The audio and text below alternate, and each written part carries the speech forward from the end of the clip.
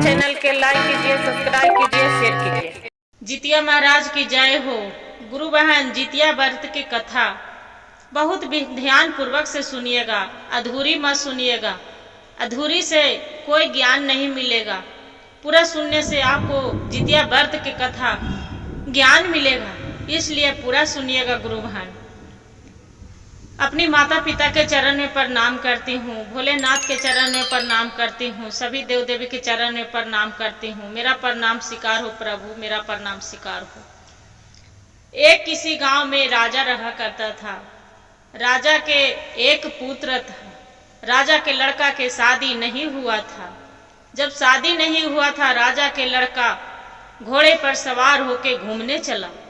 जैसे घूमने चला तो देखते हैं कि गांव के थोड़ी ही दूर जाता है तो एक गरीब के झोपड़ी दिखाई दे रहा है। वहां पर ही दो बहनें खड़ा था। एगो गोरी थी और एगो सांवली थी। जो गोरी सांवली थी, राजा देख के राजा के लड़का राजकुमार बहुत लड़की पर मोहित हो गया।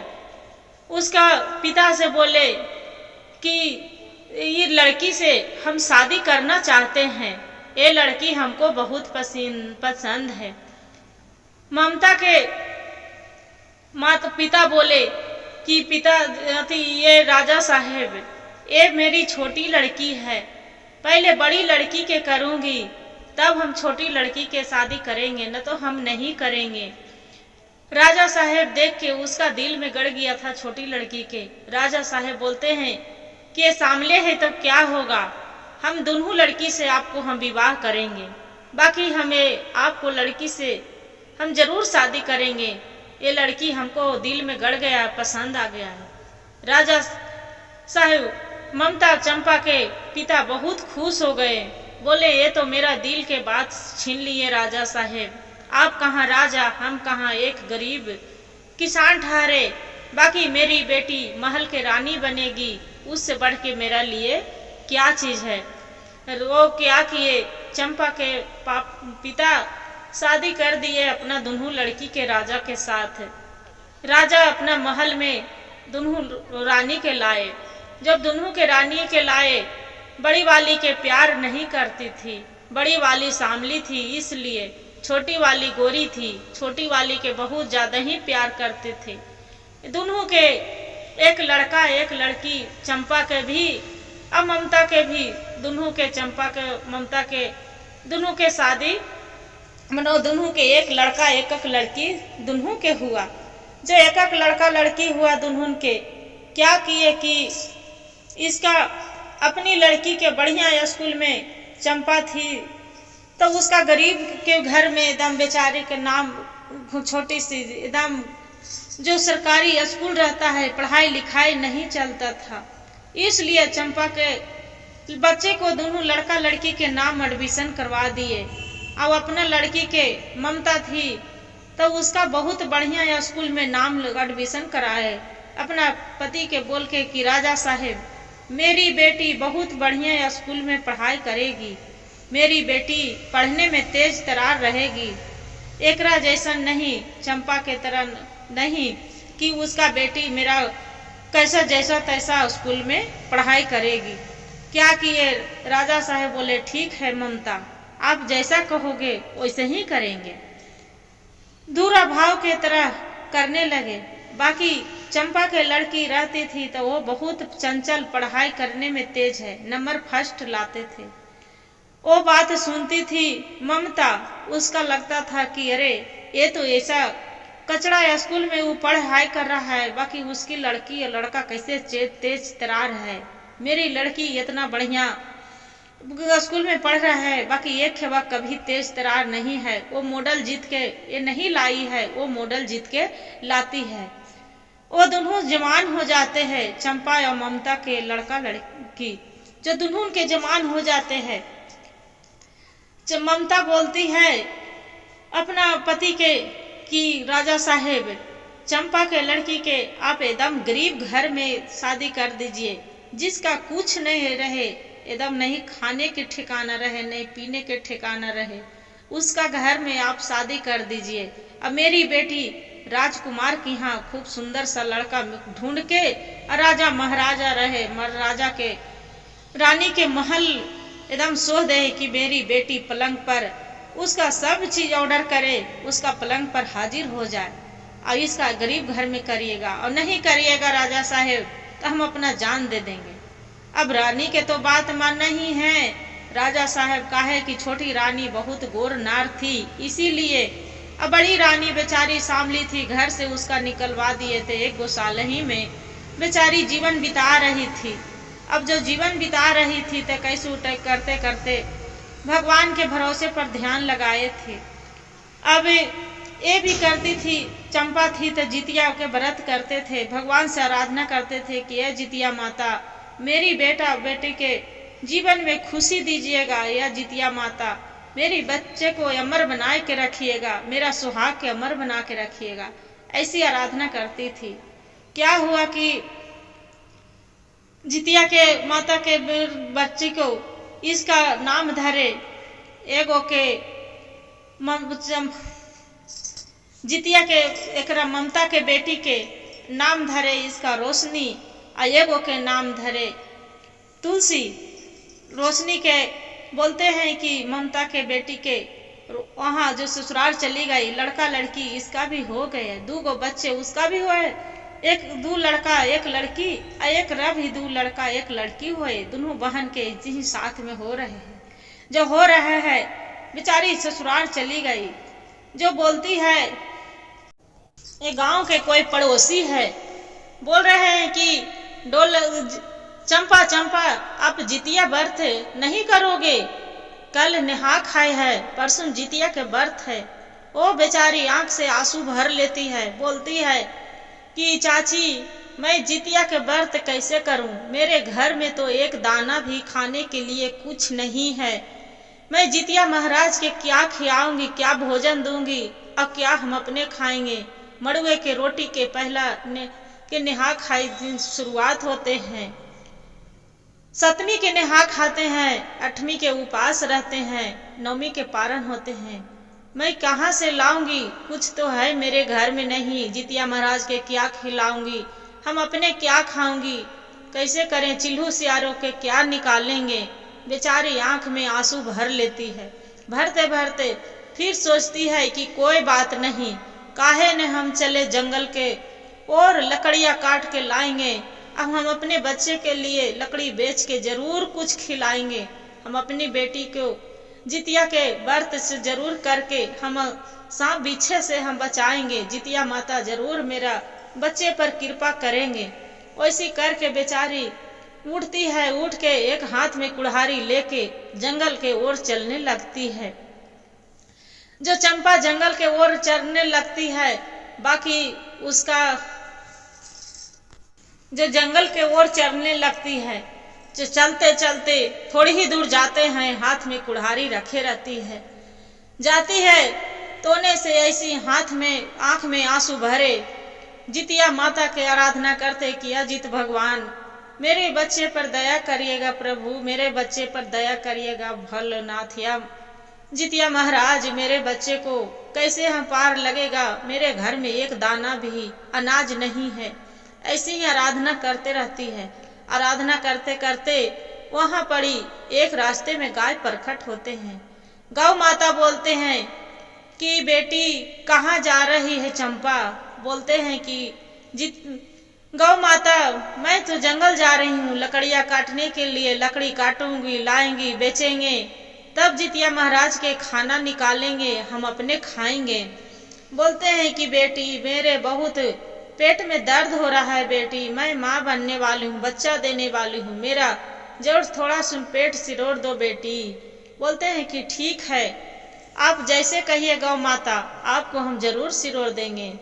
क्या करती है बेचारी चंपा की गौ माता के पेट सिरोड़ने लगती है। जो पेट सिरोड़ने लगती है उसका सुंदर सा बाछी जन्म ले लेते हैं। जो बाछी जन्म ले लेते हैं, गाय बच्चा दे देती है।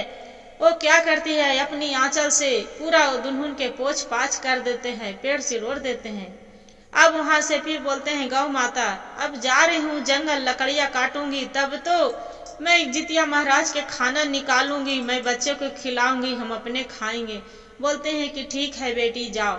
फिर थोड़ी दूर जाने लगते हैं। जाते जाते थोड़ी दूर जाते हैं तो देख रहे हैं कि एक नाग देव वहां पड़ी फन खड़ा है। बोलते हैं कि कौन है? ममता।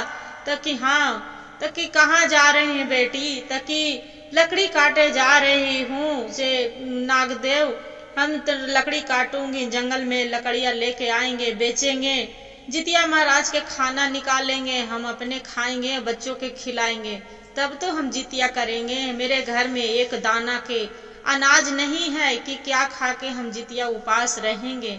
जे जितिया माता के जो दया होगा तब ना। बोले ठीक है बेटी, देखो ना मकरे के जाल में पूरा लपटा गई हूँ, मैं तो निकल नहीं पा रही हूँ बेटी, मेरा ये मकड़े के जाल से तू निकाल देती तो बहुत ही अच्छा रहता बेटा। बोलते हैं कि ठीक है नागदेव, आप क्यों सोच रहे हैं, आपको जरूर हम निकाल देते हैं। बेचारी चंपा क्या करती है कि मकड़े के जाल से और नागदेव की भी निकाल देते हैं। जो निकाल देते हैं नागदेव वहां से चलने लगते हैं। जो नागदेव चलने लगते हैं और बाद में फिर थोड़ी दूर जाते हैं। चलते चलते ऐसी आंख में आंसू भर ले बेचारी जा रहे कि अब भगवान मेरी बेटी भूखे प्यासे कैसे बेटा बेटी दोनों घर में होगी, या भगवान मेरी बेटी कैसे भूखे प्यासे घर में होगी। ऐसी करते जाते रहती है। बाकी थोड़ी दूर जाते हैं तो वहां पर एक बुढ़िया माई आती है। जो बुढ़िया अम्मा आते हैं बोलते हैं कि बेटी चंपा तू कहाँ जा रही है बेटी? तो बोलती है चंपा की जंगल जा रही हूँ माँ से लकड़ी काटने के लिए, लकड़ी काट के लाऊंगी, बेचेंगे, तब अनाज का लाके जितिया माता के मड़ुआ लाएंगे, पीसेंगे, उसका जितिया माता के खाना निकालेंगे, हम अपने खाएंगे, अब बच्चे को खिलाएंगे। मेरे घर में एक दाने के अनाज नहीं है माँ। बोलते हैं कि बेटी बड़े मेरा देखना पैर से चलल नहीं जा रहा है बेटी, मेरा थोड़ा सुन पैर दबा देना, बहुत दर्द हो रहा है। बोलते हाँ माँ क्यों नहीं, लाइए हम दबा देते हैं। बेचारी क्या करती है चंपा कि बूढ़ी अम्मा के पूरा पैर दबाने लगती है। अब बोलते हैं ठीक है बेटी मेरा पैर सही हो गया, आप जाना चाहते हैं तब जा सकते हो बेटी। वहां से फिर क्या करती है चंपा, वहां से चलने लगती है। जो चलने लगती है और यहाँ जो रहती है ममता, ईमार पलंग पर खाना खा रहे, आ रहे हैं, जा रहे हैं, पूरा ऐश मौज कर रहे हैं। उसका बेटी भी कर रही है, वो दोनों कर रही है, वैसी करती रही है ऐश मौज। ये बेचारी एक ससुराल में उसका गरीब घर में शादी करवे किए थे चंपा के और ममता के, उसका ममता नाम था तो ममता नियन उसका किए थे बड़ा घर के राजा घर में। बेचारी ऐश मौज कर रहे थे वो। बाकी वहां से जंगल चली जाती है। जो जंगल चली जाती है लकड़ी काट लेती है, माथे पर लकड़ी, एक हाथ में कुल्हाड़ी, एक हाथ में लकड़ी माथे पर रख के आते रहती है रास्ते में। जब रास्ते में आते रहती है गुरु बहन तब वहां पर फिर वही रास्ते में गौ माता बोलते हैं, भेटते हैं कि बेटी कहाँ जा रही है, घर जा रही है? तक कि हाँ गौ माता घर जा रही हूँ, लकड़ी तो काट लिए हैं। बोलते हैं कि बेटी तो एक काम करो ना, जे मेरा जंगल में कहाँ छोड़ के जा रहे हैं बेटी, मेरा अपने साथ ले चलिए ना बेटी, जे मेरे बच्चे के बाघ सियार कुछ खा जाएंगे बेटी। बोलते हैं ठीक है गौ माता चलिए मेरे साथ, जे आप चल सकते हैं, जो खाएंगे जे आपको खिलाएंगे, कोई बात नहीं। बेचारी गौ माता भी उनके साथ ममता जोरे चली आते हैं। फिर थोड़ी दूर आते हैं, बोलते हैं वहां से नागदेव भेटते हैं। बोलते हैं कि बेटी तू काची कहाँ जा रही बेटी, लोग कुछ दे रही हूँ। वो ममता बोलती है कि नाग बाबा मैं तो माथे पर लकड़ी ली हूँ, हाथ में कुल्हाड़ी रखी हूँ, एक काम करिए मेरी आंचल में जो भी देना है जो बहान दीजिए। क्या करते हैं कि नागदेव सोना के मनी, जो मनी उनको रहते हैं, नागदेव उसका आंचल में बहान देते हैं। जो बहान देते हैं नागदेव, फिर थोड़ी दूर आते हैं तो वहाँ बुढ़िया अम्मा मिलते हैं। बूढ़ी अम्मा मिलते हैं, बोलते हैं कि बेटी तू लकड़ी काट के आ गई तो हाँ हाय अम्मा आ गई हूँ, जा रही हूँ, लकड़ी बेचेंगे बाजार में, बेच के बाजार में ला के सर सामान खरीदेंगे, आटा चावल दाल, तब तो बनाएंगे, तो जितिया माता के खाना निकालेंगे। जे मेरी बेटी भी तो भूखे प्यासे है घर में। जे बोले कि ठीक है बेटी, मैं तो मोटरी रखी हूँ, मेरा वजन के मारे चला नहीं जा रहा है बेटी, एक काम करो न, ये मोटरी ले जाओ। वो बोलती है ये चंपा की माँ, ये मोटरी हम कैसे ले जाएं माँ, एक काम करिए, मेरे लकड़ी पर ये मोटरी रख दीजिए माथे पर माँ। जे मैं तो हाथ में कुल्हाड़ी रखी हूँ, माथे पर लकड़ी रखी हूँ, यही लकड़ी पर आप मोटरी रख दीजिए। वो क्या करते हैं बूढ़ी अम्मा, वो उस माथे पर उसका जो लकड़ी रखा रहता है उसी पर रख देते हैं। वहां से बेचारी घर आते हैं। जो घर आती है पहले तो लकड़ी बाजार में ले जाके उसका बेचती है, पूरा लकड़ी बिका जाते हैं, वहां बिका जाते हैं, पैसा लेके घर आती है, अपना पति के बोलते हैं कि अजी एक काम करिए, जाइए से बाजार से सार सामान ले आइए, आटा चावल दाल नमक तेल, मड़ुआ के आटा लेके आइएगा, कल नेहा खाए है जितिया महाराज के, उसका भोजन भी तो निकालना है, जे लेके आइएगा। बोलते कि ठीक है, वहां से लेके आ जाती है। जब मोटली खोल के देखती है चंपा तो देख रहे हैं कि हीरा मोती पूरा उसमें रखे हैं। आंचल खोल के देखती है तो देख रही है कि उसमें पूरा सोना के मनी है। जो मनी है भगवान के कहते जय जितिया माता, ये तो मेरा बहुत चमत्कार आप दिखा दिए माँ, एक गरीब के आप लक्ष्मी दे दिए माता। वैसी जितिया माता की आराधना करके इजित बंधन बाबा जैसे मेरा खुश रखे, जैसी सबको रखिएगा जित बंधन बाबा, वैसे बेचारी आराधना करते रहती है। वहां देख रहे हैं कि पूरा महल, उसका जो छोटी वाली रानी रहती है तब बोलते हैं कि अजी से अपना बेटी के गरीब दुखिया घर में बियाह किए थे, से एक काम करिए ना, से अब जाके देख लाइए कि कैसा आपको बेटी है। जे बोलते हैं कि चमेली के घर एकदम गरीब घर में बियाह किए थे, जाके देख लीजिए कि आपको चमेली कैसा है। बोलते जाके अपने राजा नहीं जाते हैं, कभी पलट के देखे थे नहीं कि मैं गरीब घर में अपनी बेटी के बियाह करे थे, मेरी बेटी मर गई है कि बची है, बाकी कभी नजर उठा के नहीं ताके थे। वहां से आते हैं तो मंत्री को भेजते हैं कि जाओ मंत्री, मेरे जो छोटी बेटी चमेली है उसका घर जाके देख आवो कि कैसी हाल में है, वो मर गई है कि बच रही है। जाके देखते हैं कि इतना सुंदर महल बनल है, वो चकित हो जाते हैं। गांव मोहल्ला से पूछते हैं कि यहाँ एक राजा साहब के बेटी आई थी चमेली, जे घर कौन है। बोलते हैं कि चंपा के जो लड़की के शादी हुआ था चमेली के, तो कि हाँ तो यही तो घर है, देखिए यही मकान है। बोलते हैं कि अरे बाप रे बाप, ये तो देख के आँख के आँख उसका फटी के फटी रह जाते हैं। जो फटी रह जाते हैं वहां से मंत्री बिना खाए पिए चले आते हैं। जो चल आते हैं वहां पर ही आके राजा साहब को बोलते हैं कि राजा साहब, आपको लड़की के चमेली के जितना बढ़िया घर द्वार है उतना तो आपको लगता है कि कभी नहीं बन सकता है। राजा साहब जितना सुंदर महल है, जे रानी एकदम पूरा राज रानी है। छोटी वाली रानी सुनती है उसका तो एकदम तिरबिरी लग जाते हैं कि मेरी बेटी कैसे गरीब हो गई है और वो इतना राजा कैसे बन गई है। हम अपनी बेटी के बढ़िया बढ़िया खाना दिए, अपना अपना बढ़िया बढ़िया घर में शादी विवाह किए, उसका एक लकड़हारा के घर में विवाह कर दिए थे कि लकड़ी काटने वाला जो धन सेठ बन गई है। जे दौड़ी दौड़ी राजा साहब के बोलते हैं, ये जो ममता रहती है कि राजा साहब मेरी भी अपनी बेटी चमेली के पास ले चलिए। बोलते हैं कि ठीक है चलिए। जाके पूछती है कि चमेली तू इतना बड़ा कैसे बन गई है। उसका बेचारी के दिल में कपट नहीं रहते हैं, कुछ भी नहीं, न छल न कपट। बोलते हैं कि माँ मैं तो आप दोनों माता पिता के पहले स्वागत करते, रात भर रखते हैं।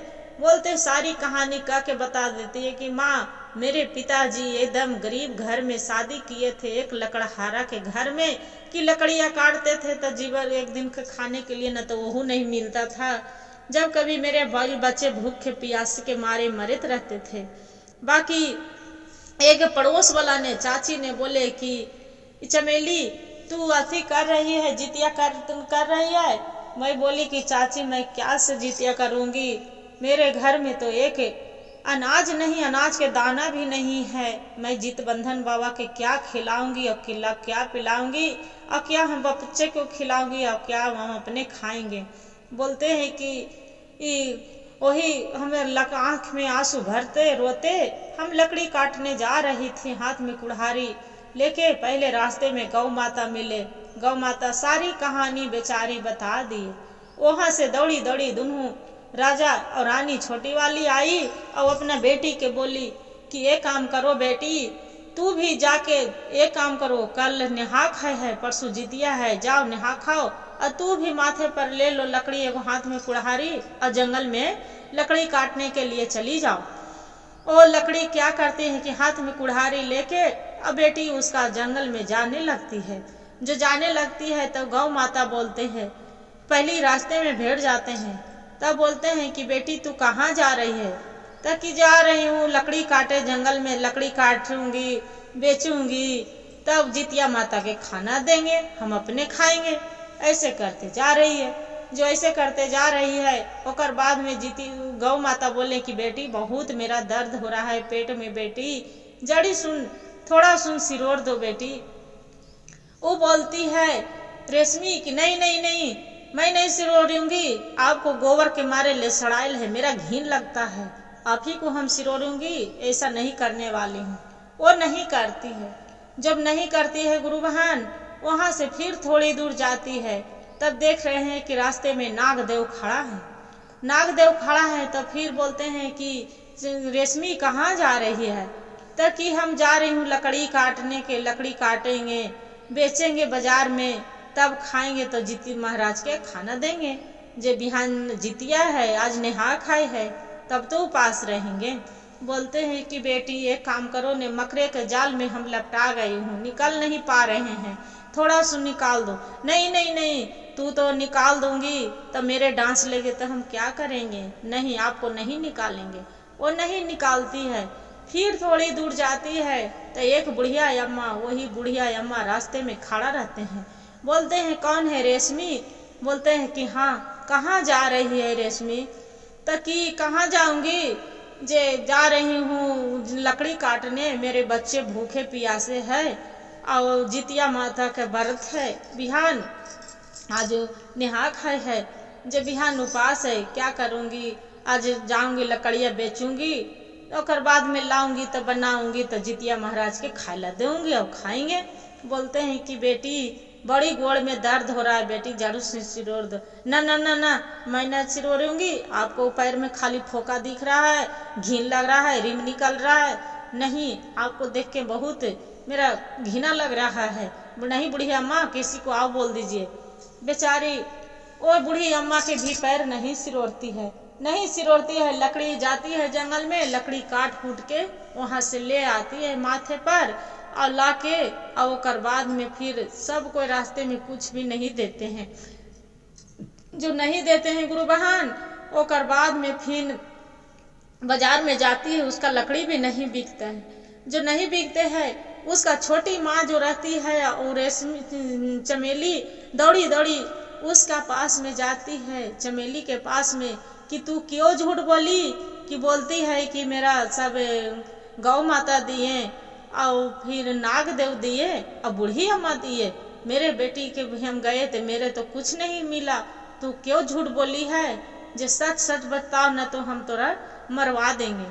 बोलते हैं कि देखिए छोटी माँ, मेरे जितिया माता जो सही रहेंगे तो मेरे बच्चों को एक कानी अंगुरी भी नहीं पिराएगा और मेरा भी नहीं पिराएगा। मेरी माँ बहुत तकलीफ करी थी, जितिया करी थी, बाकी आप तो ऐसे आराम सब दिन किए हैं, बताइए।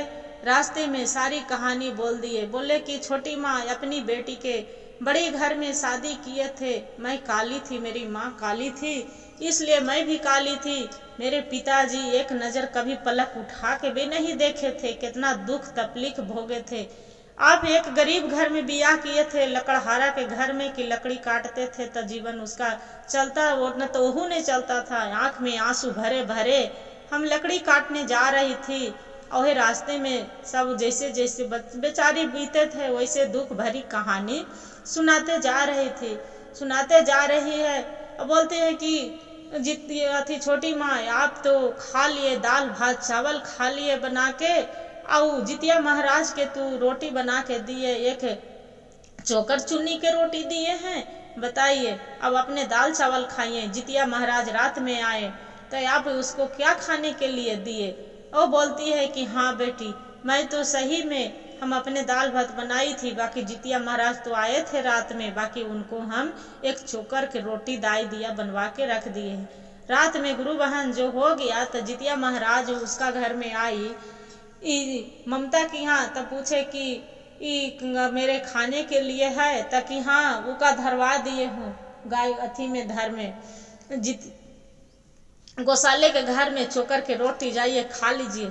जितिया माता क्या खाएंगे चोकर के रोटी, आंख में आंसू भरे चल गए। जैसे आंखों में आंसू भरे गए वैसे श्राप दिए कि मुझे मेरा तू कल पाए हैं, तू भी रोना कल्पना। वैसे उसका धन दौलत सब खत्म हो जाते हैं, इसका बेचारी के पूरा धन हो जाते हैं, पूरा भर जाता है घर।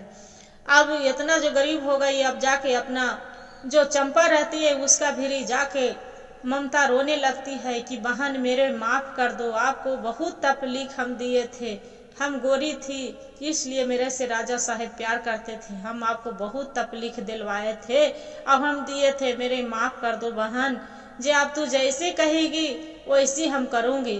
वो बोलती है ममता की दीदी एक काम करिए, जे आप जितिया माता के व्रत करिए, सच्ची ही श्रद्धा से आप ध्यान लगाइए, जितिया महाराज जरूर खुशी खुशी आपको सब चीज देंगे। क्या करती है कि दोनों बहन सप्तमी के नहाती है, नहा खाई करती है, अठवीं के उपास रहती है, नवमी के पारण जितिया महाराज के ध्यान लगा के बढ़िया से पूजन पाठ करती है और करके उपास रहती है। अपना बाल बच्चे के कुशल पूर्वक से सभी को जितिया महाराज दया बरसाते हैं, सभी बच्चों को अच्छा से रखते हैं। या जितिया महाराज या जितिया माता जैसे बच्चे के उसका एक राजा रानी के रखे थे, जैसे सभी के कथा कहने वाले पर भी रखिएगा और सुनने वाले पर भी रखिएगा जितिया माए या जित महाराज जित बंधन माँ बाबा सब बाल बच्चे के जीवन कुशल पूर्वक रखिएगा। हर हर महादेव, घर घर महादेव। गुरु भाई गुरु बहन जो मेरा कहानी अच्छा लगे तो वीडियो को लाइक सब्सक्राइब और शेयर जरूर करिएगा। हर हर महादेव कमेंट में जरूर लिखिएगा।